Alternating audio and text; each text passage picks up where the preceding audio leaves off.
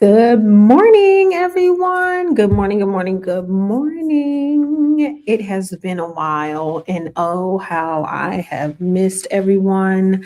Welcome to Politics in Plain English. Good morning, Barn Dog. Hey, Coyotes. How are you, my love? Barn Dog, welcome to the moderator family. I did have to mod up a couple of more people because it gets crazy over here nowadays. They got the memo that is action over here. But good morning, everybody. Happy Wednesday. Happy Earth Day. It is also my mom's birthday. She does watch my show. So, matter of fact, let me send her the link, not to come on or anything, but let me shout her out.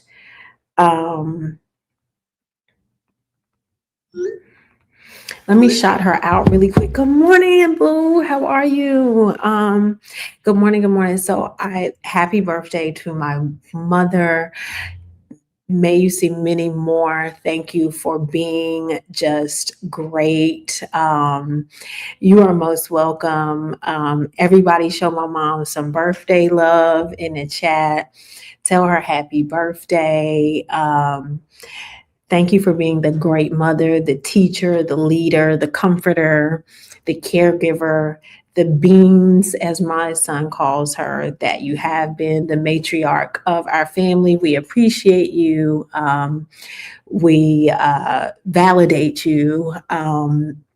We see you, we hear you, and we also protect you at all costs. So happy birthday to her. So I have been a little bit of singing action. There was like a stomach bug going on, guys. Ooh, I thought it was taking me through there. Like I couldn't keep anything on my stomach, but I'm way better. It seemed like it was going around my son's school. So we caught it. And then yesterday we had a bunch of outdoor activities that we were doing. Together and things like that. And I always like to make balance, right? Balance is important. Being a mom, being a student, and being a woman, right? You just need balance. Balance is so important. So, good morning. Good morning. Let me mod one other person up real quick. Y'all welcome her to the moderator family. Is somebody that is going to be a great asset to the team. But anyway, make sure you hit that like, share, and subscribe. Like, share, and subscribe. Donate to the coffee fund. Send a super chat to help me meet my goals. Good morning, Queen Diva. Good morning, Toya. Shell Loves, good morning. It's been a minute since I see you, girl, but I see you, back on the members only. So good morning to everybody. Yeah, but it's a great day, right? It is a great day. Make sure you hit that like, share, and subscribe. Become a member if you'd like to become a member. I'm trying to think, am I missing anything? I don't think I'm missing anything. Make sure y'all say hello to each other, get to know each other. And remember, watch out for, we don't mind you expressing your opinions here as long as they're respectful, right? You're not going to disrespect my moderators and you're not going to disrespect me. And they're going to get you up out of here if you do. So I will not be really paying attention to the chat. I want to get through a lot of stuff. I want to make you guys laugh. I want to have a good time today. We are going to talk about some serious topics, but we're going to make this a lot more fun today because it's just some funny things that I've been seeing online over these last couple of days. But first things first, let's shout out Virginia. Last night, I don't know if you guys have been paying attention, but remember, let's get into it. Okay, first of all, let me do my good morning spiel. Welcome to Politics Nation. I said Politics Nation. Lord, that's Reverend Al Sharpton. Welcome to Politics in Plain English. We talk current political events and explain what's happening, why it's happening, and what it means. All right, there we go. Now let's start the day. Thank you so much for my goals. I appreciate you. Okay, first things first. Remember about a year ago, Donald Trump said he needed more seats. He picked up the phone and he called Hot Wheels, Governor Hot Wheels. If you don't know who Governor Hot Wheels is, that is the governor in Texas. And you know he's in a wheelchair. So Jasmine Crockett calls him Governor Hot Wheels, and that's what we're going to call him, Governor Hot Wheels. So he said, Governor Hot Wheels, we need more seats. Well, instead of him deciding to, maybe put up a vote to see if that's what his people wanted. Hey, Roxy, thank you so much. Instead of him voting to see if people wanted redistricting, what did they do? Y'all remember the whole House of Representatives in Texas had to flee Texas because they didn't want to be forced to vote and things. And then that one representative would not leave the chambers because they said if she left the chambers, they were going to arrest her. Thank you so much for my goals. I appreciate it. Remember all of that chaotic stuff that was going on? Okay. So then you had Governor Newsom. He responded. He said, oh, you want to play? Because what that did was put Republicans up in the House by 5 seats, right? So Governor Gavin Newsom said, you want to play? Let's play. We're going to play by your rules, except we're going to put a referendum up and let the people vote. The people voted and said, yes, redraw the line. So then that canceled out the 5 that Donald Trump, wanted. That Texas went ahead and gerrymandered themselves without even doing what they need to do, right? Without even asking the people. So then other states started thinking about doing it, but I think they began to realize that this thing could really backfire, right? You had talks of certain places, and what they figured out is they actually could cancel themselves out, which is what we're seeing. So then New York said, okay, we'll get on board with this too. And Virginia said, we'll get on board with this as well, right? So Virginia did their referendum. Good morning, boo. Virginia had their referendum vote last night. And they said, yes, redraw this bad boy to make it even. And now Republicans, the GOP, what do we call the GOP? The grifter of politics. They are spiraling. I'm talking, they're going crazy. Oh, the only way they can win is to cheat. But when you guys were doing it, it was okay, right? There was no problem as long as the grifters in politics were cheating to win. So this is why they're so upset that Virginia came out loud and proud and said, redistrict, right? Draw the lines, because now you see in spaces where Donald Trump actually won. Thank you. Good morning. Now you see in spaces where Donald Trump won, right? Look at where these are the districts that the proposal went blue. So now what is happening is they're going to pick up 4 seats. You understand that? Major. They're going to pick up 4 seats. And what that does is pretty much says the grifters in politics will no longer have control of the House, right? What does that mean? We know the House. What does the House of Representatives do? The House of Representatives is the one that start impeachment, that start the investigations, and also is the purse. Okay, let me teach you something. A lot of people don't realize how bills are made, right? It starts in the House of Representatives, then it goes over to the Senate, and then it reaches the president's desk. That's how it works. But here with the House right now, what will happen when one party is the majority, they get a House Speaker. The House Speaker is third in line of power. So if something happens to the president, you have the vice president, and then you have the House Speaker, right? So that's how these things work. So now what you have there, they already know the writing is now on the wall. They are going to lose in the midterm, and I don't even think it's going to be close. But now with the redistricting, I'm sure they're going to try to take it to the Court of Appeals, all this stuff. They're going to lose because it was a referendum voted on by the people. It wasn't just rammed down their throat. And that's the way that you do it.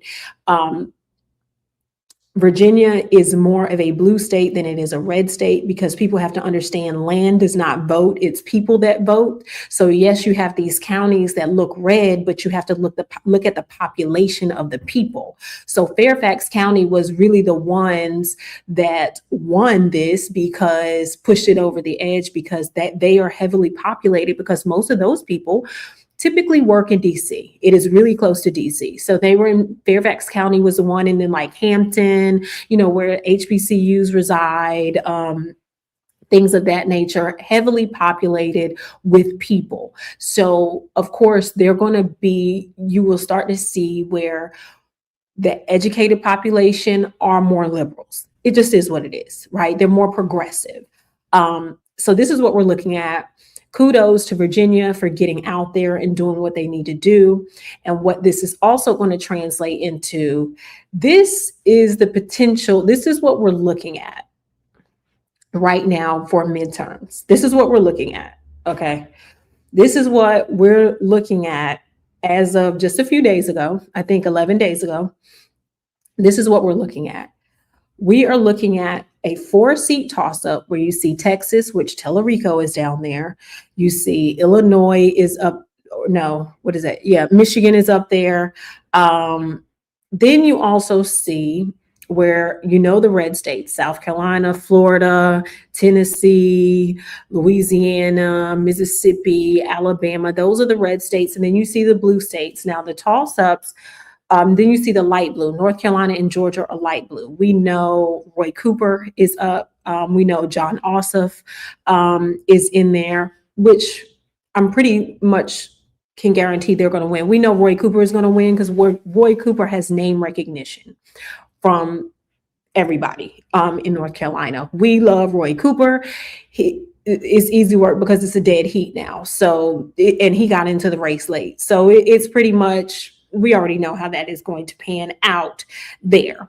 But this is what they're absolutely afraid of, because they know once the House is taken over by the progressives, pretty much Trump's presidency is over. And they know that hearings, they know all type of investigations are going to begin, and impeachment. And not only impeachment of the president, but a possible impeachment of this guy.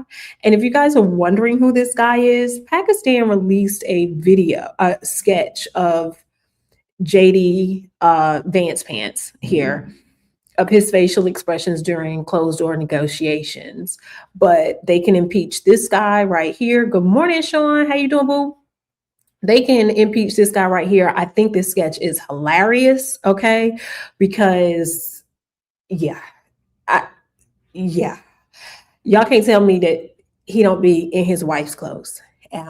Y'all not going to tell me that he don't be in his wife's clothes, when late in the midnight hour. Y'all not going to tell me he not in his wife's clothes and not in her makeup. You're not going to tell me that Vance pants don't have a vanity set, okay? Okay, Ginger wins. I'm glad you're learning a lot. Y'all not going to tell me that this man don't have a vanity set with makeup and don't be down there cosplaying, because y'all know how the Republicans do. Y'all know that these folks cannot stand women, and they can't stand women because they be liking men and they be wanting to be women. And that's why this right here, right? Look at him. Like, I don't know if that's a Jerry carrot curl. So I don't know what it is. Like, I don't know if it's I don't know if he took gel. I don't know if y'all not gonna tell me he not in there with a diffuser. Y'all know the blow dryer with the little bunch of little pricklies on it, looks like, and a diffuser, and that he not in there going like this every morning, trying to get camera ready, and he not in the, y'all not gonna tell me, it's my mom's birthday, Sean. You're not gonna tell me he don't be in there like this. You know what I'm saying? Back there, especially before it's time for him to see the press. Y'all not gonna tell me he not out there like this. JD Vance pants be, you know what I'm saying? You know what I'm saying? And he needs to go ahead. We need to, he needs to like reach out to Ulta or Sephora or something and get that no smudge, no run. You know what I'm saying? No smudge, no run, eyeliner. That's what he need, because if y'all see him in his pictures, his eyeliner is always running. And he's not gonna tell us he don't be wearing eyeliner. Y'all know that men be wearing eyeliner. Y'all see it for yourself. So the next time he's like on TV, just pause it and go up to the TV and look close. Or if you're on your cell phone or something, take a screenshot of it and then zoom. You know how you can zoom in, from the picture. Zoom in and you see it. I'll be like, boo, you need smudge proof. Like, up your game. Up your game, Vance pants. Up your game, okay? Up your game, Vance pants. They have smudge proof, run proof, waterproof. You know what I'm saying? That's drag approved. You know what I'm saying? Like, and get you a little better diffuser. We need a little bit more volume in that thing. You know what I'm saying? Clock it. We need a little bit more volume in there. But they all think they fine. They think they fine like white wine, because this one, wife, they said liberal men are attractive. Katie Miller, the wife of the racist Stephen Miller, the Nazi Stephen Miller, says, are y'all seeing this? Said that liberal men aren't attractive. What? And this tank head is attractive. Hey, good morning. This tank head is attractive. Is it? Are we okay? Do y'all see this man? That man hairline is beyond the salute. Salute hairline is like right here. Baby, that thing is look like he got cradle cap. He got a cradle cap hairline. Cradle cap. He got cradle cap. His cradle. Look at it. Just shave it all off. Like, who hairline start back here? Even Stephen A. Smith hairline ain't that bad. And he hanging on for dear life on a women of prayer, honey. He is hanging on by a little piece of thread and a rope. But this man hairline is all the way back here. Okay, you can see he gritting his teeth so bad. You see the little muscle coming out the side of his head. You know what I'm saying? And you see the 5 o'clock shadow. And then he got a butt for a chin. Look at all this going on. He got all this going on. And he got a little beak on him. And all this stuff. And she wants to say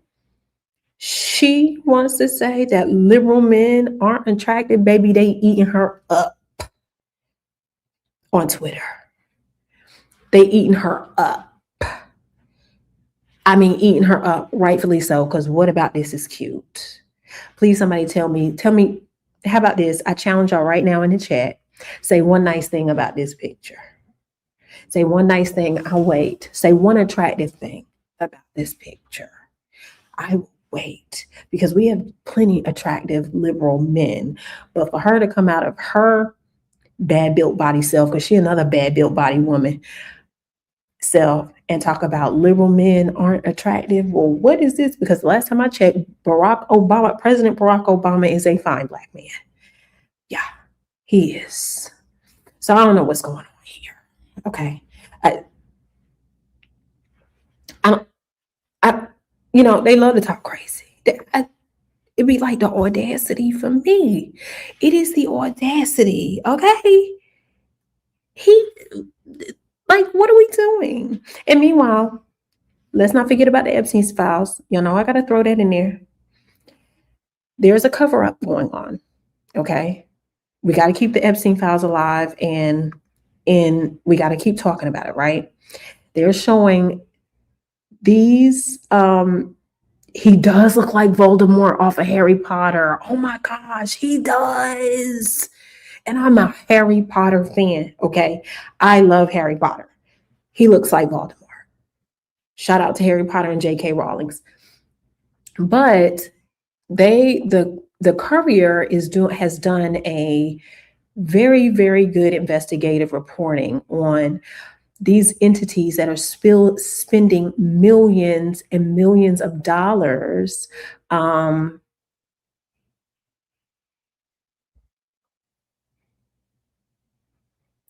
Sharia law is crazy. And we could talk about that at a later date, but thank you for the super chat. These are the places that are helping aid the cover up, y'all. So the British royal family is spending about 16 million Deutsche Bank 251 million Deutsche Bank was used to traffic some of these monies. So in the report, it shows like they knew how to put a certain amount of money in a bank account and like how to move it and how not to move it, like not move too much at one time, the day of the week, like the timing of how they moved it and where to move it to make sure they got it offshore, things of that nature. They had money tied up in JP Morgan, which is Chase, 365 million. This guy named Leon Black, 62.5 million. Bank of America, 72.5 million. And then actually Epstein's estate, 335 million. And what happened, these banks also were responsible for some of the payouts. And eventually JP Morgan and Chase shut down Epstein's bank account and turned it over to the feds. He do look like a big toe. Turned it over to the feds and said, hey, follow the money. We already know you always follow the money, right? You always follow the money, but that's just to keep that in the back of our mind.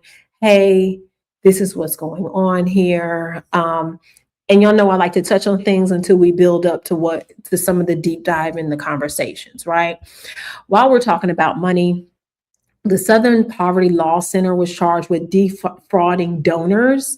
And if you don't know what the Southern Poverty Law Center is, pretty much the KKK. That's pretty much what they are. They the KKK. And so they raised millions of dollars that paid the KKK and other hate groups. But it's MAGA. This is MAGA right here. MAGA in law. That's really what the Southern Poverty Law Center is. It's MAGA in law. Well, the FBI, that's one thing that they actually did well, was the FBI found out that they were funding a lot of these hate groups. But let's not forget, that still does not erase the fact that y'all have not disclosed those Epstein files the way that you should be disclosing them in the way that y'all are tampering with evidence and things of that nature. We're not forgetting that whatsoever either. So they've been found guilty. Well, they've been charged. They sent it to they did a grand jury indictment, and a grand jury came back with an indictment on it. So some people are going to be getting charged. Some people are going to be having to be subpoenaed and do depositions. Be prepared to kind of see some of this in some of the headlines, because they also are trying to do anything and everything to turn the tides, because right now Donald Trump's approval rating has hit 33%. Yeah, has hit 33%. It's pretty bad. And since we're talking about court, well, let's just go here real quick. We're talking about MAGA. Y'all know shaky Susan Collins, who's always looking at things, oh, that's concerning. This is why she will not be winning her Senate seat again. She has endorsed a Florida man, Florida. She has endorsed a Florida man who is an extremist. He's anti-choice. He does not like Medicaid expansion, and he calls himself Trump before Trump. And see, she does things really quietly and backdoor, right? So that they can line her pockets. But Susan Collins, we're here to say you're not going to win this one. She's having a tough time with this reelection. And I do not see her winning whatsoever, because Maine is suffering. Maine is suffering really bad right now. Like, with insurance, like it's a lot of things, and she even undercut her own people. So yeah, there's that. Thank you, Barn Dog, for the goals. And if you're wondering what this picture is, it is the 10 Commandments. So, it's supposed to be separation of church and state. Well, Texas now went to the Court of Appeals, and Court of Appeals has ruled that they can display the 10 Commandments in schools. Okay? 10 Commandments in schools. This is what the Court of Appeals has ruled for, right? And that's great. Like, listen, I believe everybody should believe in something, have some walk of faith. Whatever it is, I cannot be upset at what you believe in, your religious choice, your religious values, or whatever, right? But here's the problem, right? Here's a problem that I have, because they like to pick and choose when they use religion to benefit them. And it, it bothers me so much because they love to cherry pick. Um, they love to cherry pick when it's convenient for them to use, you know, the Bible and Bible verses, and when, it benefits them, right? So about a day ago, Pierce Morgan, I don't really care for him, but he's like going crazy himself on his show. Hey, boo, on his show, he has a pastor who is Pete Hegseth, the drunk in charge at the Pentagon. Pete Hegseth's pastor, who's all the way at the end. And then we have two political commentators who are progressives, right? Who are rational thinkers. I want you guys to listen to the way they ate this man alive at the things that he says. And this is why people have to be very careful of false prophets. And this is classic example of them trying to use the Bible and distort God's word into a way to fit their personal ideals. Okay. I want you guys to watch this. My mouth was on the floor because when I said red for filth, I couldn't have did a better job myself. Okay. So just let's let this play. Had been blasphemous with the imagery he'd been posting about himself as Jesus Christ, and he angrily condemned Donald Trump's attack on Pope Leo. What is your response to that? I would, thanks for having me first. I would divide my response into two categories. One, I think that image was blasphemous, and I tweeted that fact. I thought it ought to be printed on black velvet so we could call it blasphemous and tacky. So it was not a good image, no bueno. Not defending it. Glad the president took it down. I'm glad he responded to criticism, albeit somewhat lamely. He had a red robe, he was robed, not with a stethoscope. So that was one thing. The other thing was his scrape with the Pope. I would put that in a different category. The Pope was a Chicago lefty before he became Pope, and he is speaking bromides, inserting God into a geopolitical event, while at the same time. You heard that. He said he's invoking God in a geopolitical event. However, you guys are invoking God in public school systems, not a Catholic or a Christian school, but a public school system where it has already been, by the Supreme Court, separation of church and state. Remember that, right? This is where I keep saying they try to use good morning, Room Shaker. They try to use religion as a tool to oppress and suppress others of their choosing. And they use that religious sword whenever they feel like it. Okay, let's keep going. Objecting to other people injecting God. I'd just like to know what the rules are. If Pete Hegseth tweets as though he were a believing Christian and the president tweets as though he's not a Christian, why are we upset at both? What are the rules here?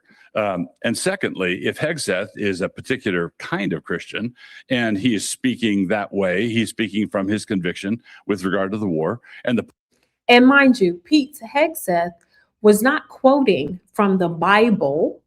He was quoting from Pulp Fiction and thought that there was a real Bible verse. Okay. Pete Hegseth, the drunk in charge, was quoting Pulp Fiction and not an actual Bible verse. Just let that sit there for a second. And this is his pastor. This is his religious leader. Okay. Let's carry on. Pope is doing the same thing, a different variation, a different stream of Christianity, but he's speaking to international relations, and he's applying his understanding of the faith to it. Well, why does he get to do that and other people don't? Okay, well, Tim Miller, you're a Catholic, I believe. Is that right? Well, I'm a cradle Catholic. Piers, we're all on a journey together. You know, I'm not... No, I was just curious what you feel about the row between the Pope and the President. You know, has what the Pope been saying crossed a line in terms of political commentary, or is he just being consistent to what most popes do, which is preach about peace and not war? Yeah, I think that the people that think that the Pope has crossed a line, have no memory, or didn't start paying attention to the news or to the Pope before Donald Trump was around. Pope Leo's comments are in line with what we've heard from popes going all the way back to Pope John Paul. And Pope John Paul II opposed both Iraq wars, did so vocally. And I don't recall George H.W. Bush or George W. Bush getting into a fight with the Pope. Multiple popes have criticized Democratic leaders for their stances on abortion and other issues. I don't remember Joe Biden or Nancy Pelosi telling the Pope to shut his pie hole when he weighed in on the Catholic teaching on abortion. Donald Trump wants to make everything about himself. He wants to pick this fight because that's the only thing he knows how to do, is bully people and pick fights. So it's kind of what we'd expect for Donald Trump. It's a little confusing for JD Vance, who converted to Catholicism 2 seconds ago and then decided to write a book about his conversion, to now come out and say that the Pope needs to be careful when he speaks about theology, as if JD Vance, who's been a Catholic for 2 minutes, knows more about Catholic doctrine and just war theory than the Pope. I think probably he would benefit from listening to the Pope. And I don't know who is really buying that from him, from the vice president. Like, why? It's not as if he comments. And mind you, this is a vice president that just put out a book about Catholicism with a Methodist church on the cover. This is how unserious these people are. This is how unserious this administration is. This is how unserious that these fake Christian wannabes are. They're so unserious. So the fact that, again, this is why I call them grifters of politics. He puts out a book on Catholicism and with a Methodist church on the front. You really cannot make this up, even if you tried. And then to insult and threaten the Pope and tell the Pope to stick to religion, the Pope was talking about religion. And the Pope was doing what any other Pope has done, which clearly we're hearing right here. But it gets even better, guys. Hang in there with me. It gets even better. About how Donald Trump should be careful with his language ever. JD Vance never criticizes Donald Trump, but now all of a sudden he simultaneously went through this conversion to MAGA hood, where he's a Donald Trump acolyte, and he went through a conversion to Catholicism at the same time. It's very phony and it's very fake, and I don't think it's helping either of them politically. Yeah, which the fascinating thing to me, I'm a Catholic, and so I don't like seeing people trashing the Pope for just saying what a Pope is expected to say, I would argue, which is to preach peace, not war. But what's interesting is the politics of this. 20% of Americans are Catholic, many of whom will have voted for Donald Trump. And the latest NBC News poll showed that Pope Leo has a 34-point net favorability in his personal approval rating. Donald Trump -12. Pope Leo is one of the most popular public figures in the United States. He's the first American Pope. People like the guy. And 42% of Americans view the Pope favorably compared to 41% for Trump. So there's no real upside here politically for Trump, which just begs the question, why is he doing it? Well, I actually went to an all-boys Jesuit Catholic high school, so if I may bring out a banger from the Bible, because we have such a religious panel today. This was Jesus' warning in Matthew chapter 7, verse 15. Beware of false prophets who come to you in sheep's clothing, but inwardly are ravenous wolves. That's for you, Pastor Wilson. But speaking about the Pope, it's terrible politics, like you said. First and foremost, this is the spiritual leader of over 1 billion people. The Pope, just because he wears a costume and has the Pope mobile, Donald Trump thinks he's a politician who fights crime. I think Donald Trump thinks the Pope is Batman. No, it's a spiritual leader with immense significance for the world, and not just Catholics around the world, but a lot of religious communities. And as such, Donald Trump picking a fight with Pope Leo, like you said, who is the most popular American right now. When all Americans are polled, the #1 most popular American is Pope Leo, the first American Pope. Donald Trump, in this disastrous war, has attacked the Pope 8 times. On Easter, the holiest day for Christians, which celebrates resurrection and rebirth, what did Donald Trump do? A blasphemous tweet using profane language threatening genocide in this unwinnable war. Then I think he converts to Islam, Piers, to mock Muslims, and he says, "Praise be to Allah." He follows it up with more genocidal tweets. Then a week later on Orthodox Easter, what does he do? Mocks the Pope with this blasphemous image, the first commandment, "Thou shalt not worship any other God." Pay attention to this pastor over here, y'all. Pay attention to his body movements. Pay attention how uncomfortable the truth is to him. You can tell, listen, you can always tell when like people are lying, they're uncomfortable, they're agitated, they're aggravated. His truth and the truth is aggravating him because he is putting his false prophecy on Foot Street. He is tapping him on the shoulder in essence and saying, hey, and he said it, this is for you, because this right-wing sycophant of a wannabe pastor is out here supposedly preaching the gospel, but preaching hate gospel. Let's be very clear about that. It is not the gospel of God. It is not the gospel of Jesus Christ. It is not the gospel of the good book. It is not the gospel of any of that stuff. It is the gospel of pure hate oppression. Okay? That's exactly what it is. Racism, sexism, misogyny. Because here's another thing is, if a pastor can align themselves with this administration, that means they're okay with white men touching little girls and little boys. Because it's been spelled out. How many times you're seeing how many congressmen are having to step down because, yeah, Eric Swalwell did whatever. We told him to get him up out of there. We got him up out of there in about a week and some change. Now it's other people whose dirty laundry is coming up now, and they're going to have to step down too. There's a couple of more congressmen that are in the wind that are going to have to step down in the Republican Party. They are not only are they the grifting of politics, they're the greatest of pedophiles too. They've got the pedophile in chief of Donald Trump, who literally said he will grab women by the you-know-what, and he can do whatever he wants because people lets him. Let's not forget that. So this is what they align themselves with. Meanwhile, you have Paula White out here saying that, Trump is Jesus. Like, they're showing pictures of all of these clergymen praying over him as if it's some type of, it's this propaganda. They're propping this up to show that he believes in the Bible, when this is the man that didn't even put his hand on the Bible when he was sworn in. This is the man that held the Bible upside down. This is the man that can't even tell you what his favorite scripture or his favorite book in the Bible is. He can't even tell you. He doesn't even know how the Bible is worded.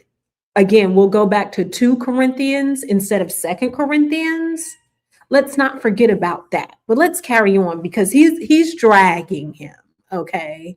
Before me, then he gaslights the world and says, it wasn't me as the Pope or God or Jesus. No, I was just the Red Cross. And everyone's like, please, now you're lying to us.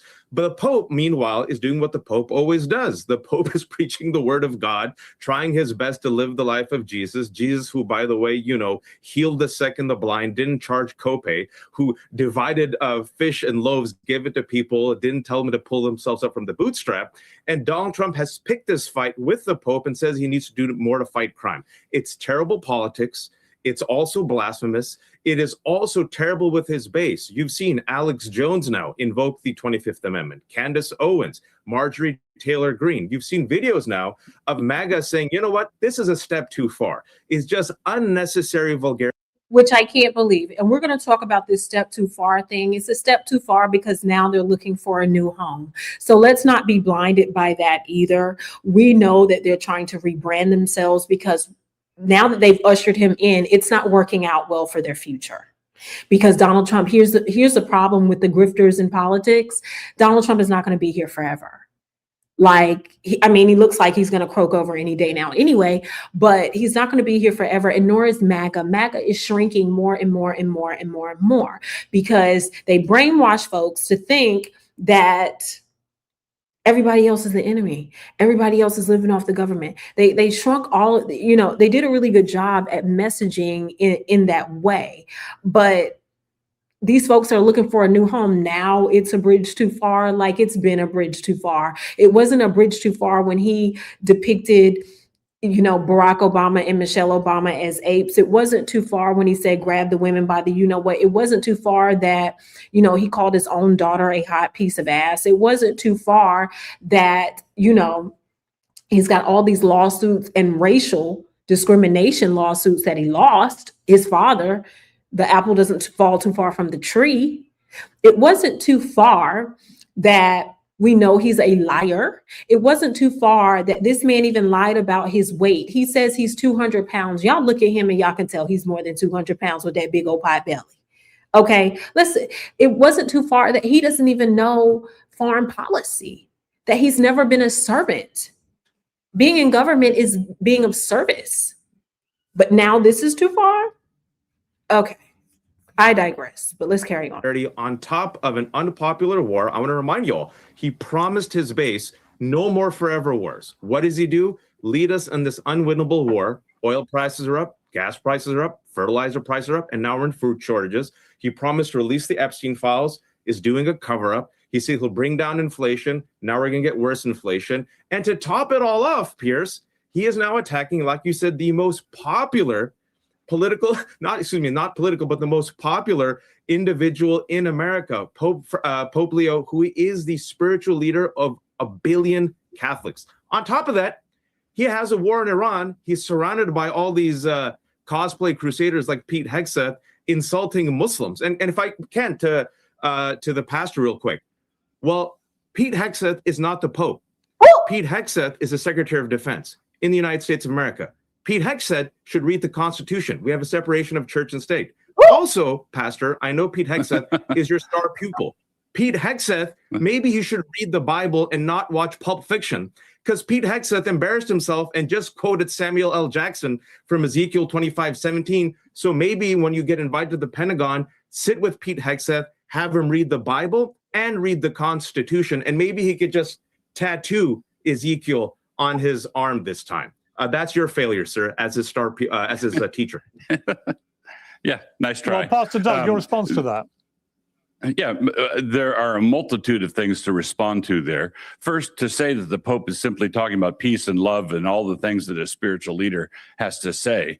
The spiritual leader of that many professing Christians needs to do more than wave his hands over a geopolitical mess and speak in bromides, and then back it off and say, I wasn't talking about President Trump in the clip that was shown at the beginning. You can't just say boys, boys, as though you have any kind of moral authority to speak to it. Pope John Paul II did oppose the Iraq wars, as did I, right? So that's one thing. But Pope John Paul II was instrumental in the collapse of the Soviet Union. He was no stranger to hardball politics. He knew what he was doing. He and Thatcher and Reagan had something that they were working on. And so it's a little bit simplistic. Pope John Paul II was not speaking in bromides. Francis was a bromide meister. Pope Leo, the Pope Leo is speaking in all these sweetie nice categories. What is this man even saying? Because he's not even responding to anything that he just said. Can we say word salad? Can we say, like, this is what the grifters in politics do, right? They talk about so much, they talk about nothing. Like bromicide, this and that. Like, what are you talking about? And you're trying to discredit that he's the Pope, for God's sake. He's owed some respect. Like, please, he's the Pope, for God's sake. And like he said, Pete Hegseth is not. And this is a failure on your part for him not to really know the Bible, since you are his, religious leader, mentor, guide, whatever you want to call it. You know what I mean? They're probably drinking together because he looked like an old man drunk too. But I digress. But let's just hear these excuses and passes and these walk arounds and talk arounds and all of these whatever things. Here we go. Can't say, and this is really important, you can't say, you quote Matthew 7 and say, that's for me. Beware of people who are wolves in sheep's clothing. And then point to the man who is dressed out in sheep's clothing. The one thing we can say about Trump is that he's not a wolf in sheep's clothing. If anything, he's a wolf in wolf's clothing, or quite possibly a sheep in wolf's clothing. The Pope, who is doing all these God is in favor of pussy willows and rainbows. Did y'all just see this? He said he's not a sheep in wolf's clothing, but then he just said he's a wolf in sheep. Anyway. That doesn't cut it. The Iranian regime is a murderous regime. There are legitimate objections. I mean, hang on, Pastor, if I may jump in, let me jump in, because I'm sorry, but it seems to me if you're going to compare the Pope's rhetoric in the last month with Donald Trump's rhetoric, one has been brazenly espousing genocide, talking about the end of civilization in Iran, which would mean the murder of 90 million people, the vast majority. He was talking about the regime. Civilians. People could. Well, he wasn't talking about the regime, was he? He said the end of civilization, not the end of the regime. Why do we try and pretend that Donald Trump didn't say what we heard him say? Oh, look, you don't have to persuade me that that Donald Trump's rhetoric can be all over the place. His tweets there were an art of the unhinged deal. He's dealing with a maniacal regime, and he is negotiating with them in public by means of these tweets. That's not to say that I approve of everything he says or the way he says it, but I think I see what's going on. And you don't have to accuse him of genocide when he's done nothing of the kind. No, but he threatened genocide. I mean, for the president of the United States to actually post something on his social media account which threatened the end of civilization. And this is the problem. They live in a land of delusion. They live in a land of delusion, okay? Because Is Not Real has been committing genocide to Gaza for years now. Is Not Real is over there in Iran attempting to commit genocide and also stealing people's homes, okay? And over there in Lebanon, they're trying to flatland places and take over their land and their minerals, okay? He meant every word that he said. Well, whatever. I don't believe that any admiral or, was going to take those orders, but still, if it came out of your mouth, that means you thought about it. You thought about it. Now, we don't know if that was his dementia mind talking or Stephen Miller or Pete Hegseth talking, but none of them are in their right minds either. But he literally said he was going to wipe out a civilization. And they want to make excuses. No, he was talking about the regime. No, that's not what he said. And first they said it wasn't going to be a regime change. Now it is going to be a regime change. Like, make up your mind. But I want to get to the good part. In Iran. And then for supporters of the president, I've known him a long time.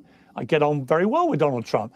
But the idea that anyone would try and spin the words the end of civilization to mean specifically the end of a regime of a few 100,000 people, including the IRGC, is for the birds. That's not what he said. Why would you as a pastor go out of your way to try and justify what he said by downgrading it to something we know he didn't say? Because I'm not defending what he said. I'm defending what he's doing.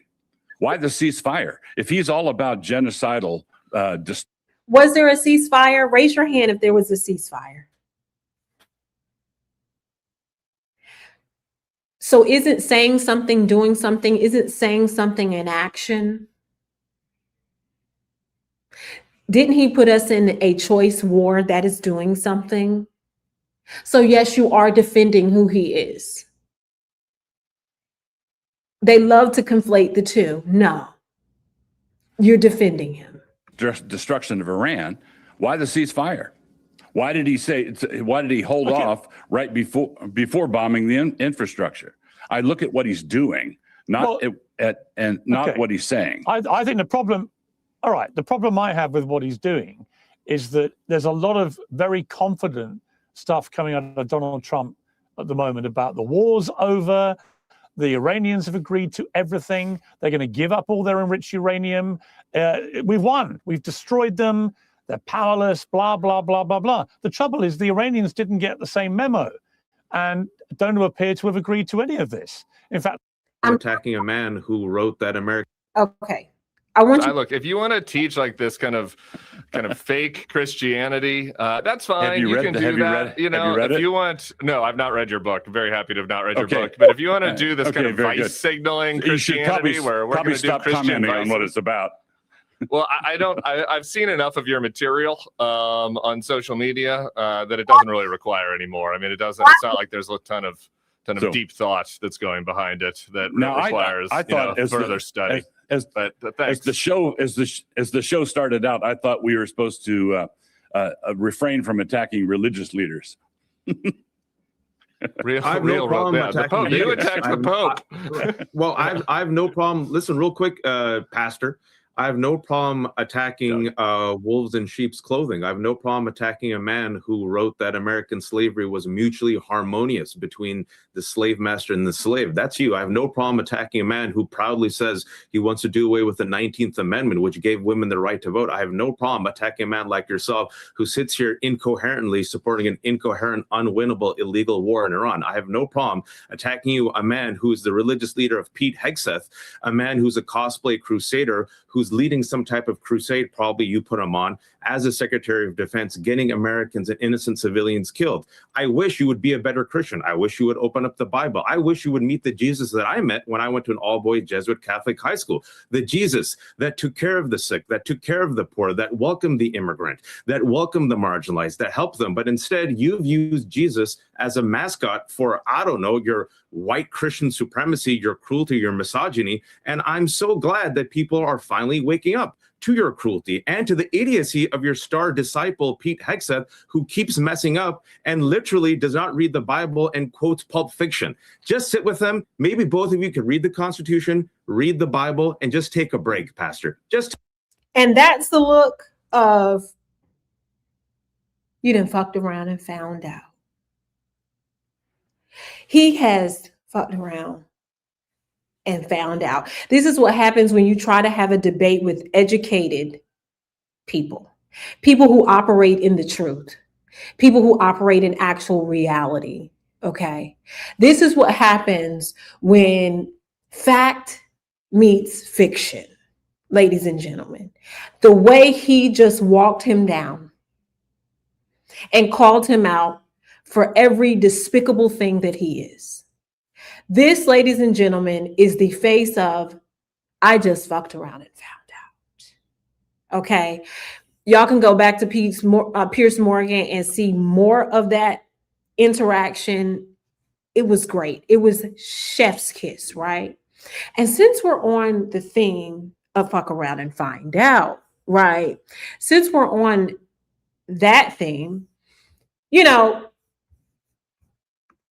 folks keep screaming, I didn't vote for them. I didn't vote for them. I didn't vote for them. Right? They keep screaming this whole, I didn't vote for them. I didn't vote for them. This woe is meism. Yes, you did vote for it. I don't want to hear it. But guess who else is fucking around and finding out? Guys, listen to this real quick. That once you transition, that white male privilege does not transition over with you. It looks to me like Caitlyn's white male privilege might have disappeared right along with your hairline. Well, we're moving on now. But what do I know? Maybe neither actually existed in the first place. Or another possibility could be that Caitlyn's white male privilege is still intact and we just can't see it. But either way, you are definitely still bald-headed, Tweety. Tweety's my name. Should we come back after you finished having your stroke? Well, okay, this person is clearly going through an episode, but this is the type of person that we're supposed to take seriously in these debates. Next. We have some news right now. Caitlyn Jenner, who voted for Donald Trump, who supported Donald Trump, is now asking Donald Trump for help. Okay, I think a very important thing that everybody's missing is that Caitlyn Jenner isn't asking for Donald Trump's help for herself. Caitlyn Jenner is asking for Donald Trump's help on behalf of trans people as a whole. I can see the president because he's a friend, going, hey, Caitlyn, give me your passport, I'll fix it. I don't want that. I want to be able to fix it for everybody. Which, if you ask me, that's what the real problem is, and that's what Caitlyn should stop doing. Because of Donald Trump's policies, she says she can't travel safely anymore because of Trump's anti-trans passport policies. I watched the full interview. At no point did Caitlyn Jenner use the words anti-trans passport policy. And actually, Caitlyn was very clear about the fact that she loves Donald Trump. Caitlyn Jenner has been publicly identifying as a woman for many years. That's misinformation as well. Caitlyn Jenner, in fact, does not identify as a woman. I consider myself a trans person. Yeah. And this is very important for me to point out because it's a huge part of the reason that the trans community hates Caitlyn Jenner. I see these, trans women are real women. No, you're not. Okay, that's the bottom line. And I know that this is a point in the comments when somebody's going to mention that Caitlyn Jenner accepted Woman of the Year back when she first came out, which Caitlyn does address that on the Tommy Lahren interview as well. I started thinking, what a hypocrite I am. Trying to keep biological men out of women's sports, but I'm a biological man, and they gave me Glamour's Woman of the Year award. And also, Caitlyn mentions in that same interview that she put a tweet out saying that she would give up that award, but that nobody picked it up because it didn't go with the left-wing narrative. I just put a tweet out on it, and it got like. How about Caitlyn Jenner? The reason why nobody picked up on it is because we really don't take you serious. You or that wig or all those 50, 1100 wrinkles from chin on down to your neck. Nor do we take your eyebrow permanent raised serious either. We don't take you serious because 1 minute you want to cross your legs like a woman and the next minute you want white male privilege. You can't have two of the same thing. And another reason why we don't take you serious is because we told you this is what was going to happen. You also are one of the ones that go in the bucket of voting against your own interests when they're telling you the interest that they are putting forward. The interest that they're putting forward is anti-trans and anti-gay, anti-lesbian, anti-women, anti-everything that has to do with two tits and you know what. And you still want to sit here and say, well, I'm going to support Trump. Well, how can you support Trump when he doesn't even support what you did? Okay. He doesn't support that you decided to put on oversized heel, an extra large dress, and a wig. He doesn't like the fact that you put on they all put on makeup, but he doesn't like the fact that you wear pearl earrings and paint your fingernails. So this is blasphemy all across the board, hypocrisy. You are a Hippocratic being walking. You're a joke. And now on the series of Fucked Around and Find Out, now because on your passport, you cannot even leave the country, and travel the way your white privileged ass has always been able to travel, safely and securely. Welcome to what Black and brown people have been going through since this administration has been sworn in. Black and brown people cannot travel in and out of the country through customs safely anymore because they are automatically looking folks up and down to see who that they can hold for a couple of hours to make sure that you have your proper paperwork, who they can detain and question and potentially go through your phone to see if you've said anything bad about Donald Trump. Welcome to the world of Black women. Okay? Welcome to it. It doesn't really feel good, but see, we tried to tell you, but in your mind, you still think that you are a white male with privilege. And this is the sickness of it, because you decided to be a trans woman, which if that's what you want to do, ain't none of my business. It's not my body. It ain't my fate. It's not my choice. It ain't my money. It ain't nothing. But just know when you jump in that arena, what it comes with. And in your mind, you thought you were going to be different, and you're not. You are not. In fact, you are absolutely the same. You would have been better by being a white male and just go sucking one of the congressmen peeing behind closed doors. You would have done better by going to a glory hole place and getting off that way and still being a white male so you could walk in your privilege. You would have did better by doing that. Because right now, you're actually doing a disservice to the trans community. Because really and truly, I often wonder, was this just for money and, a publicity stunt? Because if you really, really ingrained yourself in this community, you wouldn't be talking like you do, and you wouldn't be voting like you do. So again, on the episode of Fuck Around and Find Out, now this white privileged man can't travel as a white privileged woman anymore. And that's what he's griping about. Mm-hmm. That's what he's griping about. But it is what it is. It is what it is. This is what happens. This is exactly what happens. Okay, this is exactly what happens. And quite frankly, I don't feel sorry for you. I don't feel sorry for you or your Kardashian clan. I don't, because I don't care about them either. Because they're grifters, okay? They love to have swirly kids, but don't understand Black women's plight, okay? They want to be us so bad and will pay the top dollar to look like us and don't do anything to help us or to push the narrative forward. Okay. So I don't care about them either. Not a big supporter of them. Don't watch them.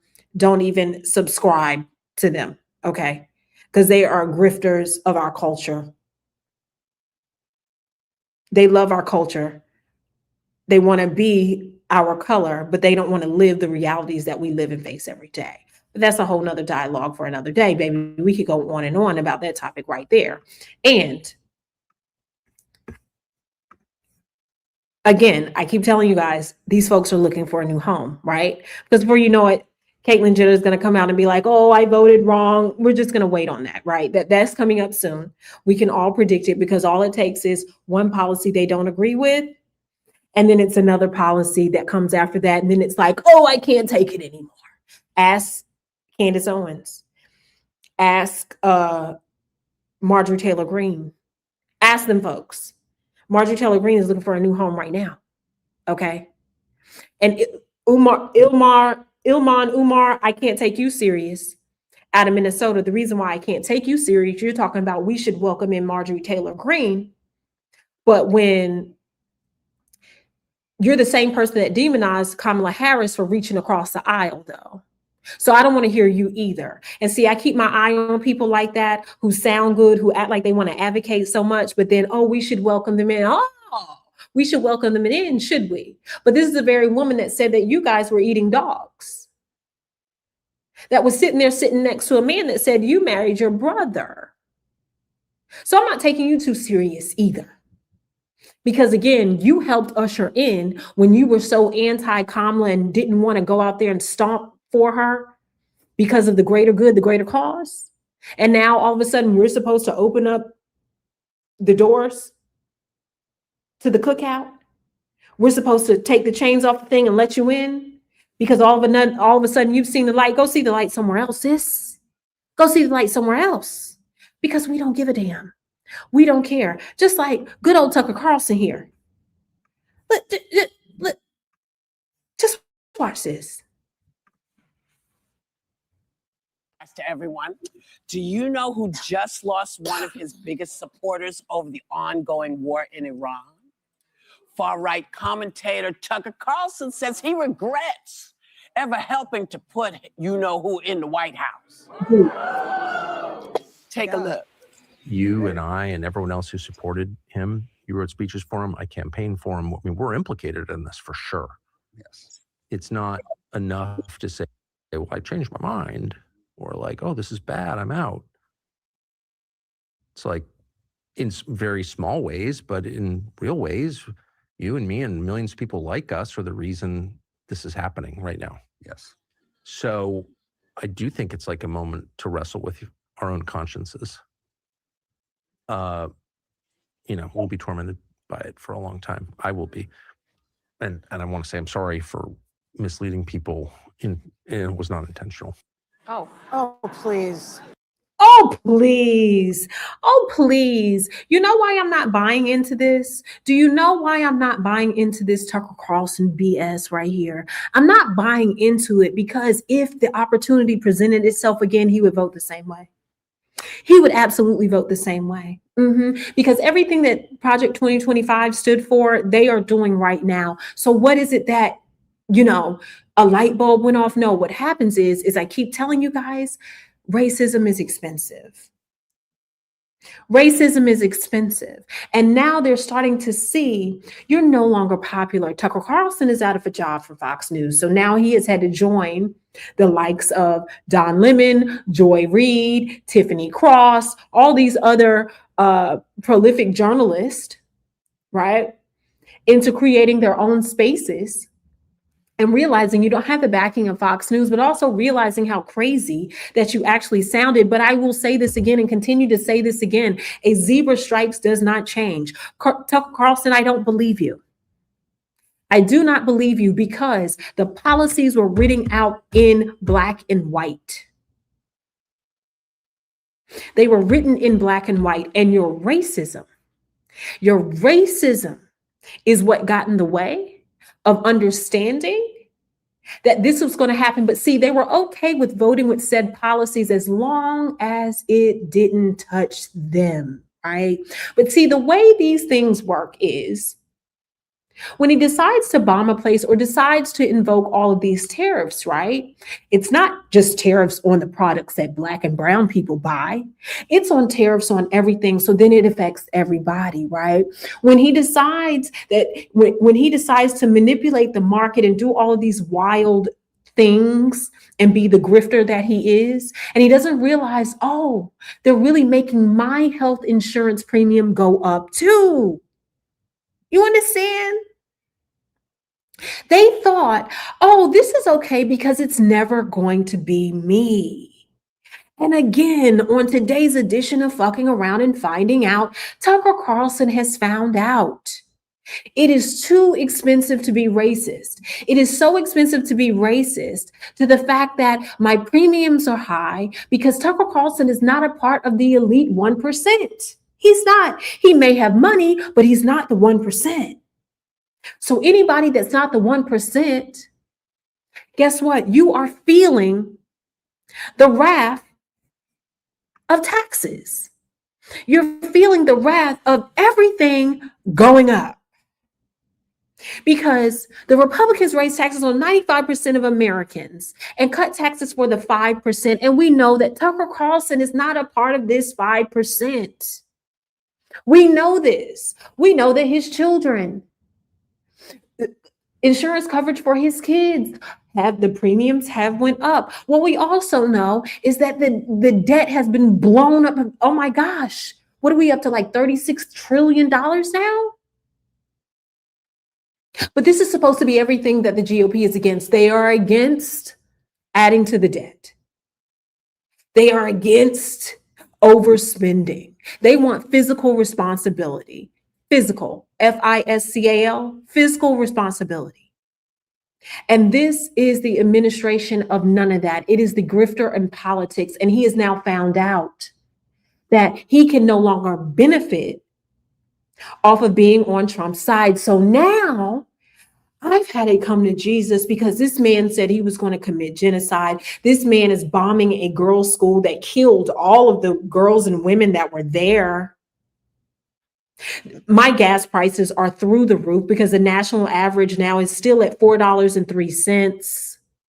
That my electric bill has went up by 2. We are seeing water shortages because Corpus Christi will eventually run out of water because Texas has 120 data centers. That hospitals are closing because they can no longer afford to keep them open because we have less and less people insured. Okay. That the cost of living has skyrocketed so much that the average cost of rent for a 2-bedroom is close to $3,000. Okay. Schools are overcrowded, underfunded. Teachers are not paid enough. Okay. We're seeing people who are not even qualified be in positions of making decisions and they're not making correct decisions. Good morning. Good morning. We are watching them line their pockets at the expense of tax-paying dollars. You got Kash Patel talking about he's going to sue the Atlantic for $250 million. But here's the catch. Discovery is a mother, but that is tax-paying dollars. This is why they want to sue people so bad. The same way now that we have sued Trump for the tariffs, and now they had to pay the tariffs back to those companies yesterday. You see how quietly that traveled through? They're having to pay the tariffs back.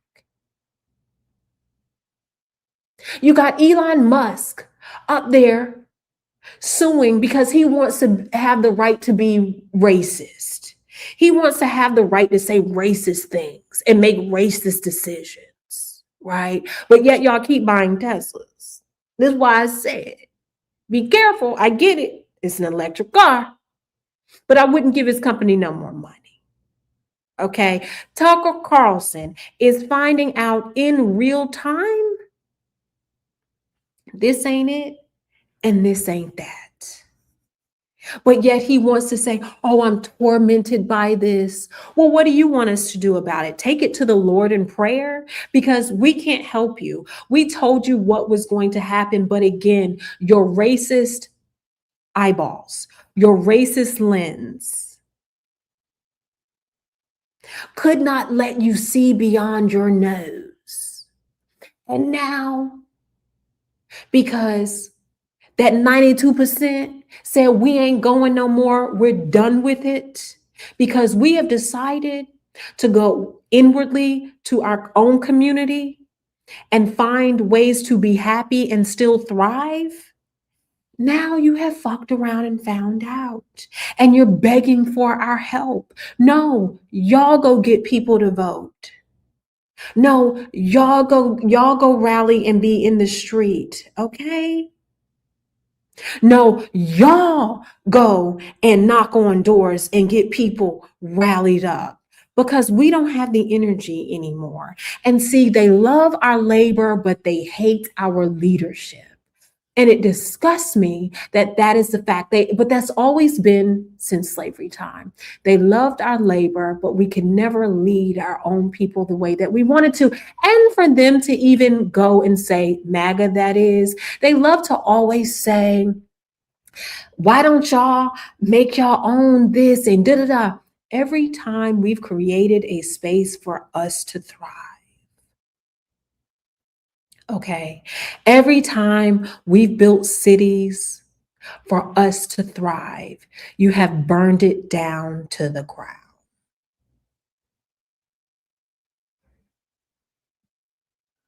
You have burned it down to the ground. And you talk about y'all want to be able, no, all we've ever wanted to be done is left alone and give us the same rights and protection that you have. Because I guarantee if we wanted revenge, we would have burnt this mother down long time ago. because we built this shit for free.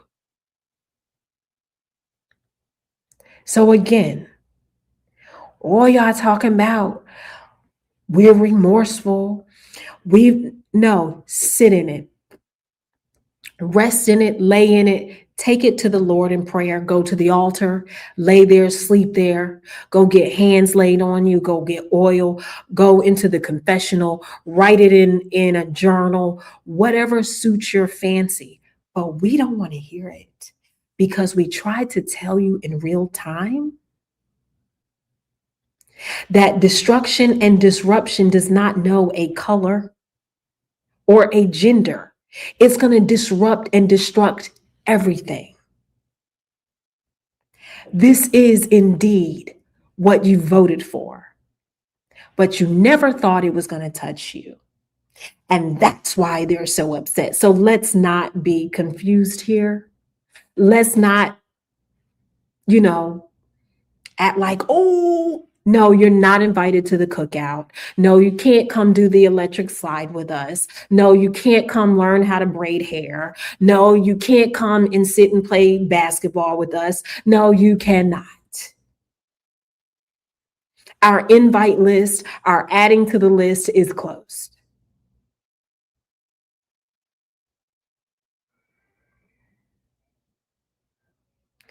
Take it to them folks that voted for them with you. Okay, go talk to them because we don't have nothing for you. We have absolutely nothing for you. Okay, I mean, absolutely nothing for you. And on that note, guys, I'm finished for the day. That is my spew. I hope you enjoyed yourself. I had a great time. Thank you all 236 of you for coming in. Make sure you hit that like button, that subscribe button, that share, become a member, donate to the goals. This is hands down what? Okay, it can be racist if you want to. That's fine. But you know who's even more racist? Donald Trump. And here's the thing. Let me educate you really quick. Black people can't be racist. You can only be racist when you're in a position of power. Go look it up. It's in the dictionary. Go to Google. Go Google it. You can only be racist when you're in a position of power. So I can't be racist, okay? Exactly. I said what I said. Now go learn something, okay? And until next time, thank you for coming to Politics and Plain English. We talk current political events and explain what's happening, why it's happening, and what it means. You guys enjoy the rest of your day, and I will see you here tomorrow.